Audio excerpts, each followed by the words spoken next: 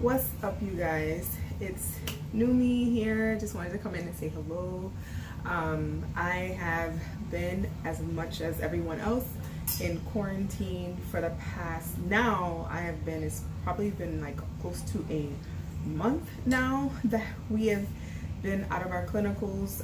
But officially, quarantine started maybe like 2 weeks ago, when the governor and all of that, those type of people said we need to stay inside. So that's what we're doing, and I just wanted to come and maybe just talk about like what's been happening while I'm in quarantine, and with my family and all of that. So first, I want to just start out by saying, I pray that everyone is doing well, and I hope that people are using this time to really spend time with their families and try to be as productive while you're inside as much as you can. For those that have children, I know it can be very, very tough. That is something that I'm dealing with. I have two small boys that are at home with me, and homeschooling is not something that I wanted to ever do. But nevertheless, I'm doing it now. My husband and I, and mostly my husband more so.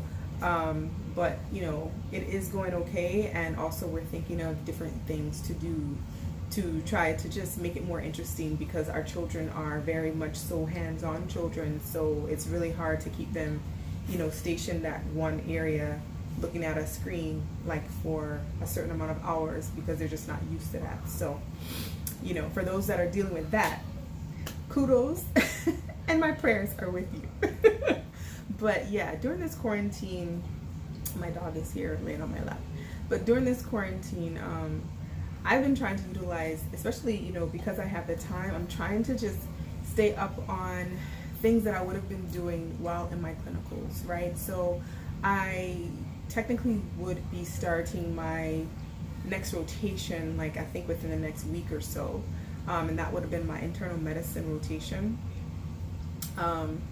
And so now that I'm not starting that rotation, I am trying to just start the things that I would have started as far as studying during that rotation, just so I can start to learn more about internal medicine and like disease prevention and all of those things. So I'm using Online Med Ed, and I'm doing the videos per week. I'm trying to complete like one section, but it's a lot for the medicine component. So this past week I did all of cardiology, and then today I just reviewed the notes, not all of the notes, but some of the notes from that section, and hopefully I can finish, just pass through them before the evening is done. And that's what I did last week. I've been also doing Anki, so I started the medicine component of Anki, and I'm also, of course, incorporating like my surgery rotation that I just finished in there, so I'm still seeing that information. I never did Anki for my obstetrics or my pediatrics rotation. I kind of started dabbling in it in my psych rotation, just because we had a lot of medications that we had to remember, so that is why I kind of dabbled in it then, and I kind of liked it for that component. So one of my close colleagues that we were in rotations together, he is like the Anki guru, and he introduced it to me and actually showed me like the proper way to use Anki, and so I've been really using it a lot, and it does help. It can be somewhat fragmented, but it has helped me as far as like if you're still reading things like I also use my first aid book for CK, and I also have a Step Up to Medicine book. I actually haven't used that book, but a friend of mine uses it and he said it's very good. I think that he did tell me that it has a lot more information in there that you might not really need, but he likes it for completeness. So I haven't taken out that book as yet, because I try to keep my resources minimal, because if not I get overwhelmed. So for me, the Online Med videos, I'm looking at those for like lecture, and then the Anki to kind of bring that together, and also to do repetition of the information. And then I'm doing UWorld questions, so I'm only doing around 25 a day. And on the weekend I'm trying to get like 50 done. So I also have I think I missed the thing. Oh my goodness. But anyway, I also have Amboss that I was supposed to sign up for it, and I actually forgot to sign up for it. Oh well. But and I had a 40% discount. I gave it to all my colleagues and I didn't even use it. But anyway, I was using a friend of mine's account, so that's kind of why I think I just kind of let it go to the wayside. But I am using Amboss for extra questions once I finish UWorld questions, just to have another question bank. So that is basically, you know, what I've been doing, just, you know, to try to stay, I guess, abreast on everything that I'm supposed to be learning during this time for internal medicine. So I was scheduled to take my this is my step 2 CS exam, which is more so like the clinical aspect of the exam, where you have patient interaction. And so that was scheduled for July, and I was supposed to take like a course with Kaplan in June, but I think that has been canceled because of the COVID-19. And so now we're going to be doing like, and it's called I can't remember the name of it, but basically it's like a virtual type of scenario where you will have virtual patients, and you know, you'll be able to do it that way. I haven't created the account, but I did get the email.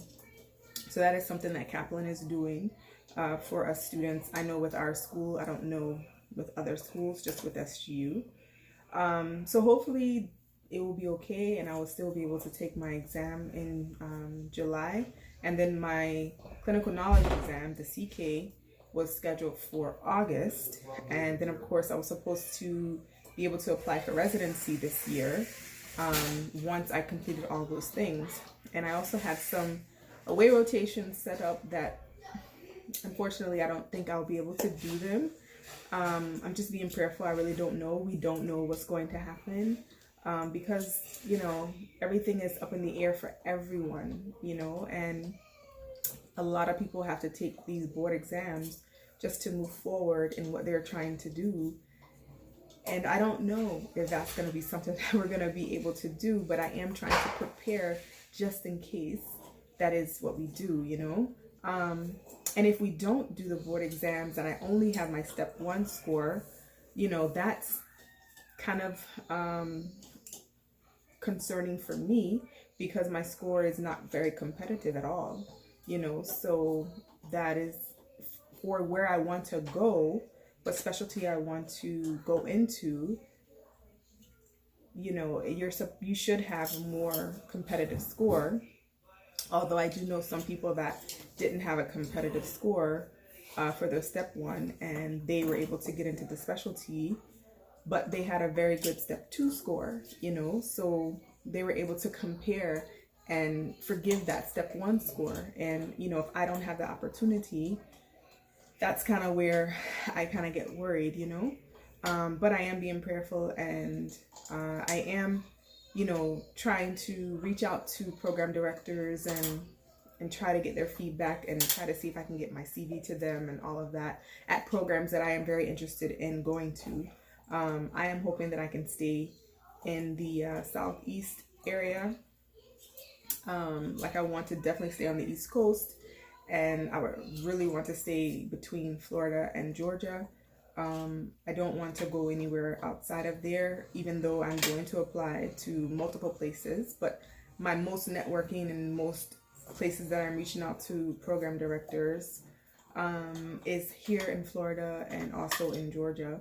And that is all I have. And a lot of them, they don't even reply, you know, but you just have to keep at it and keep trying to reach out to them and let them know that you're interested in the program, and you know, just keep at it, not in an annoying kind of way or being a nuisance, but just in a way where they can see that, you know, okay, this person is interested. Let me maybe take a look at this person's application and their CV and see if maybe we can invite them for an interview. And that's kind of where I am with that. But anyway, I didn't want this video to be too long, but I just wanted to, you know, say what I'm doing during my quarantine. I'm also having fun and trying to make more videos and spending time with my family, and yeah, just doing things that I didn't have a lot of time to do. I haven't really been working out like I would like to work out, and I could do it inside, but I'm such an outside person, so it's really hard for me to get motivated to do it inside.